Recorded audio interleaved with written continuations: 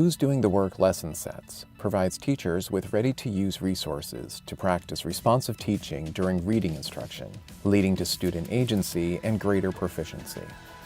Inside each set, you'll find a copy of Berkins and Yaris's foundational text, Who's Doing the Work? How to Say Less so Readers Can Do More.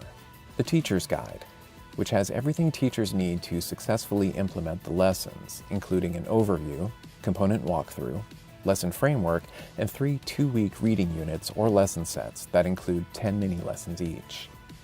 Reading art cards to support the reading art lessons. The Prompting Funnel, a simple but powerful tool teachers can use to prompt students to think for themselves. 6 shared reading booklets, used to support shared reading lessons. Children's trade books, to support the shared reading and interactive read-aloud lessons. Access to the companion website, providing digital versions of the reading art cards and shared reading texts, along with video of Jan and Kim modeling lessons. Who's Doing the Work lesson sets are available for kindergarten through grade 2.